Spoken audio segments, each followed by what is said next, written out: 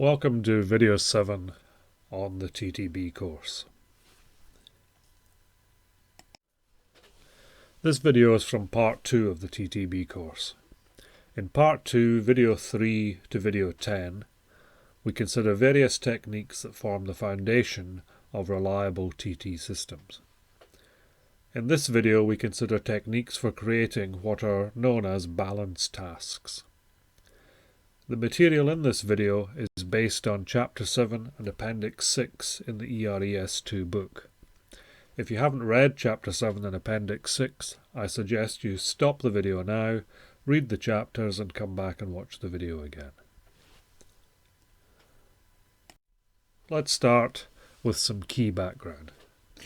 I'm going to consider what jitter means and consider why jitter matters. Suppose we have a task that's due to execute every 10 milliseconds. Ideally, the task might be released at the following times: 5 milliseconds, 15 milliseconds, 25 milliseconds, 35 milliseconds, and so on, where these times are measured from the start of the scheduling process. That is, the time that the scheduler begins to release tasks. In reality, we are likely to see some variation in the ideal behavior presented above. For example, the task might be released at the following times: 5, 16, 24, 36, 47, 54, etc. This departure from the ideal behavior is known as task release jitter, or more commonly simply as jitter. There are different ways in which we can represent the task release jitter. Ideally, what we're looking for is a simple way of representing it, saying the jitter is X milliseconds or the jitter is X microseconds. So we need some way of representing what that variation in timing behavior is. In this course, we're going to represent the task release jitter as follows: the maximum interval between task releases in the dataset minus the minimum interval between task releases in the dataset. So in most cases, we'll be talking about the dataset as the hyperperiod. We're going to discuss the hyperperiod in detail and how that can be measured in a future video. But so far, we'll be considering tasks simply as a dataset. So if we go back to our example, we have recorded task release times as follows: 5, 16, 24, 36, etc. release times in milliseconds. The intervals are therefore as follows: 11, 8, 12, 11, 7, 12, 9. The minimum interval in this data set is 7 milliseconds. The minimum interval is 7 milliseconds. The maximum interval is 12 milliseconds. We therefore represent the jitter as 5 milliseconds in this example.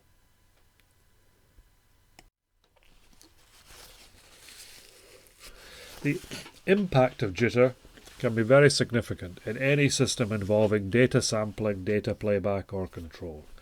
For example, as we lay out in Appendix 6 of the ERES2 book, jitter levels of around 1 microsecond are enough to result in a loss of data in a system that is sampling using a low frequency, sampling at a low frequency using an 8-bit ADC.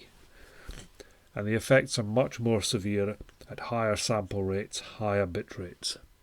Please take a look at Appendix 6 if you want to know more about this. But our starting point typically is that jitter levels beyond about 1 microsecond can result in loss of data in a system. A useful rule of thumb is that jitter rates of 10% measured as a percentage of the required period, for example the task release period, jitter levels of about 10% are enough to render any system involving sample data effectively useless.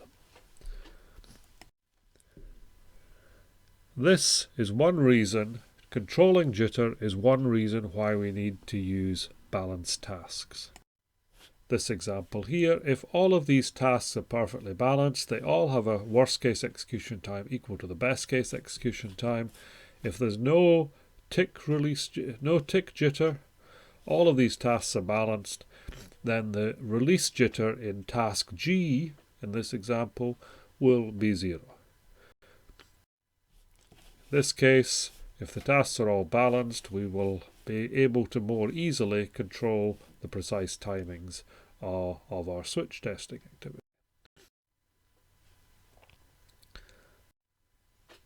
We have two broad approaches if we want to try and balance the tasks. We can balance the execution time up, or we can try to balance the execution time down. Suppose that we have a task that has a worst case execution time of 5 milliseconds and a best case execution time of 3 milliseconds. If we want to revise this code, two options might be to try and balance it up so that the task always had a task execution time of approximately 5 milliseconds, or balance it down so that the task always has an execution time closer to 3 milliseconds. Balancing up the code is comparatively straightforward. We will consider some examples later in this video. Balancing the code down may appear to be rather more challenging, but it's always a more attractive option and is worth exploring. Let's consider an example. In this case, every time the task ran, we were transferring a block of data, rather than sometimes sending a large amount of data to the laptop. So we have effectively taken a task with a long worst case execution time that ran infrequently and converted it into a task with a shorter worst case execution time that runs more frequently. This can be very effective in many systems. So this approach smooths out the execution time of periodic tasks so that the workload and the task execution time is similar every time the task executes. If we use it in this way, balancing down is not only a way of controlling task release times, it can also improve the system efficiency because we do not need to allow space in the schedule for a task with a long worst case execution time. This may also allow us to make the system more responsive because we may be able to use a shorter tick interval. We'll look at ways in which you can calculate the tick interval in a later video. So that's one example of balancing down our task execution times. Here's another example. In many condition monitoring applications, we need to acquire data via an analog to digital converter, perform an FFT on these data prior to subsequent processing. Acquiring the data through the ADC will typically be a fast operation, maybe 1 to 3 microseconds.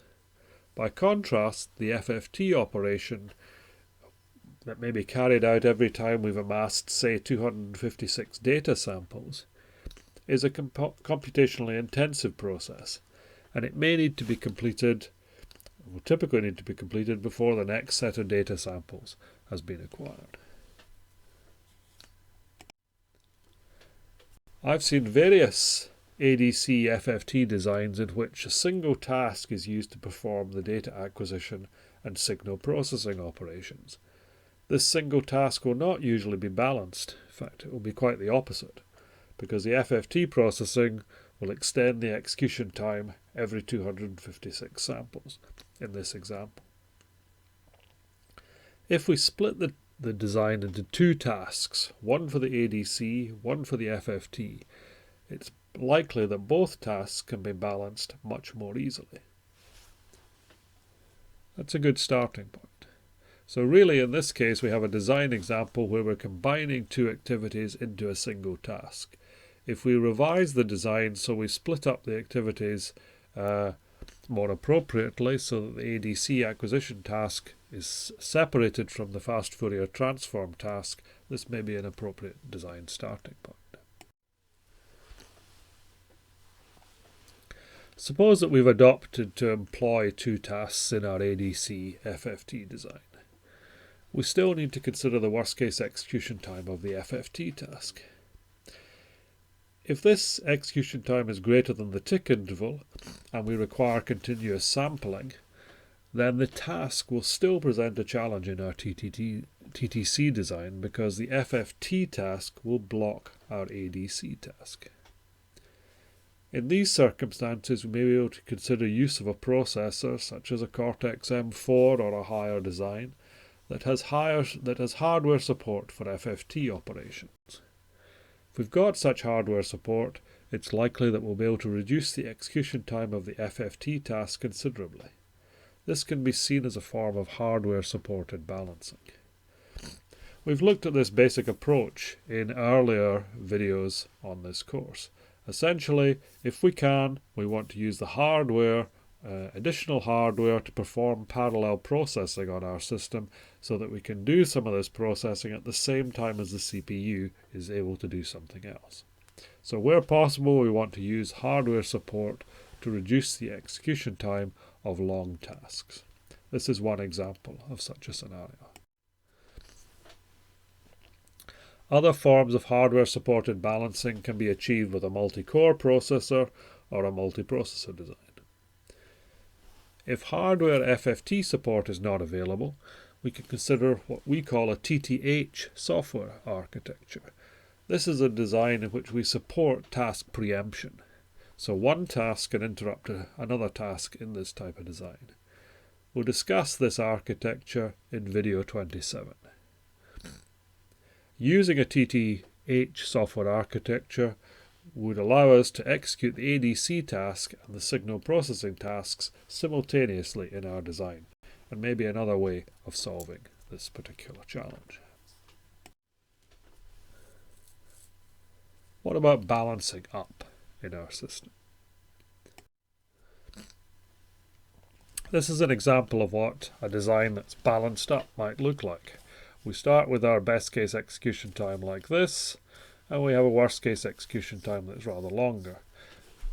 If we balance the tasks up, we balance up the lower best case execution time until it's approximately equal to our current worst case execution time. Clearly, balancing down so that we reduce the worst case execution time to something closer to the best case execution time is an option that we prefer to use where we can. But it's rare to be able to avoid some balancing up in the system if we want to use balanced tasks. Here's a simple example. Suppose we've got this task that's going to process data. And there are some conditional statements in here. So if the data set 1 is ready, we process data set 1. If data set 2 is ready, we process data set 2. We're assuming that the data set 1 has a worst case execution time. The processing of data set 1, has a worst case execution time of 0.6 milliseconds. And the worst case execution time of the task, or the activity that is required to process data set 2 is approximately 0.2 milliseconds. Here's one way in which we can balance up this processing activity. So now, if we have data ready to process for data set 1, we process it.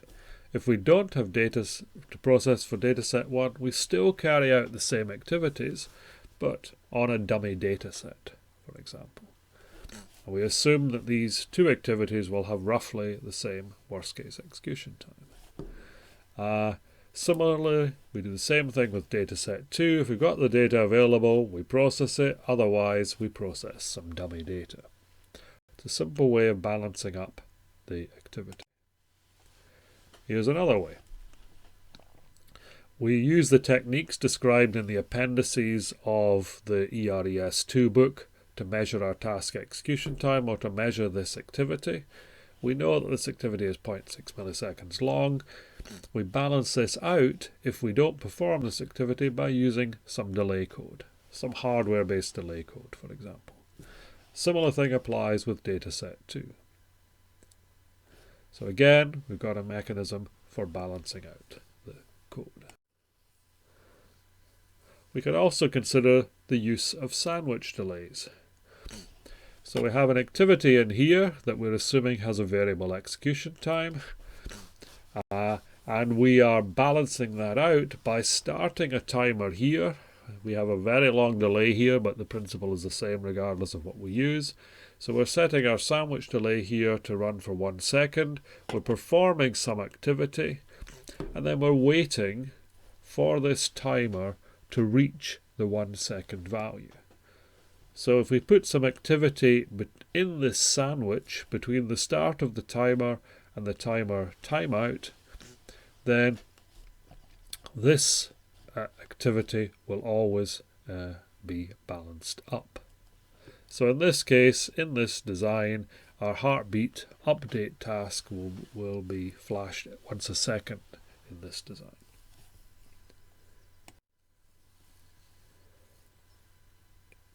Rather than simply considering the balancing of the worst case execution time of a task as a whole, we may sometimes need to balance within the task. So here we're saying we've got a task with a known worst case execution time of a milliseconds. So it starts, these activities are performed, and the task completes within a milliseconds. This is another version of the task. We have a known worst case execution time of a milliseconds. Task A is balanced so that A is equal to A1 plus A2. So we have two small sets of balanced activities. Total execution time of the A1 activities we assume to be A1 milliseconds.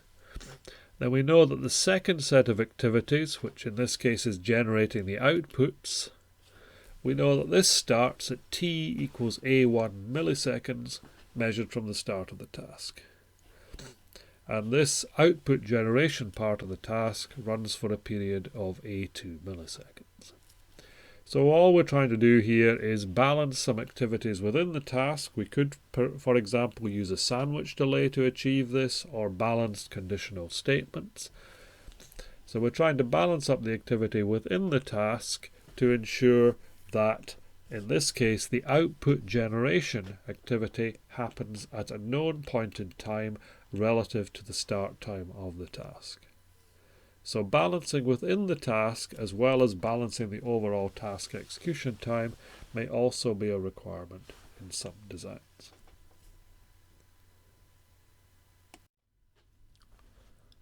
That brings us to the end of this video. Please read Chapter 8 in the ERES2 book before you watch the next video. Thank you for watching this video.